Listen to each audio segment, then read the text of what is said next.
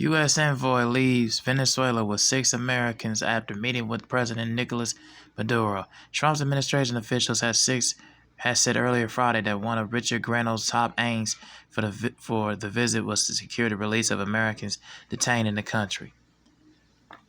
And President Donald Trump's envoy, Richard Grenell, said on Friday that he was heading back to the United States with 6 American citizens, a surprise development that he met with Venezuelan President Maduro and Caracas. And officials from Trump administration said earlier on Friday that one of Grenell's top aims for the visit that it was secured to the release of Americans detained in the country at a time when the Trump administration had been driving a deportation and anti-gang push in the United States.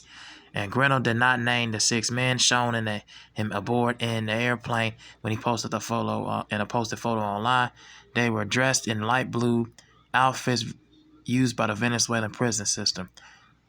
We are wheels up and heading 6 home with 6 of these American citizens, Grenell posted on X. Then they spoke to President Donald Trump, and they couldn't stop thanking him. Trump cheered the move in his own past, saying Grenell was bringing 6 hostages home from Venezuela, and it is unclear exactly how many Americans were being held by Venezuela, but Venezuelan officials have spoken publicly of at least 9.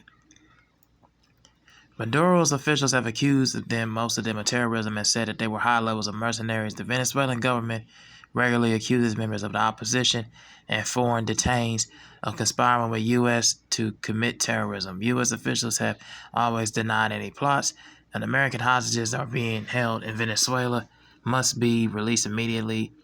Mauricio Claver Caron, the U.S. Special Envoy for Latin America, said earlier on Friday, adding that the Grenell-Maduro meeting was not a negotiation in exchange for anything.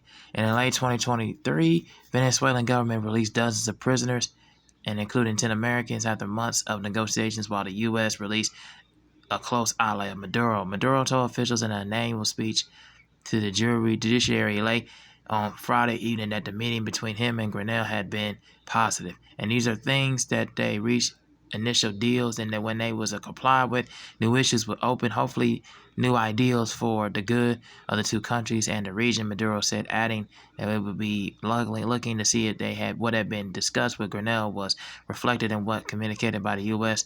about the meeting. And President Trump had made the first step, but can't continue, Maduro said. But we would like to continue.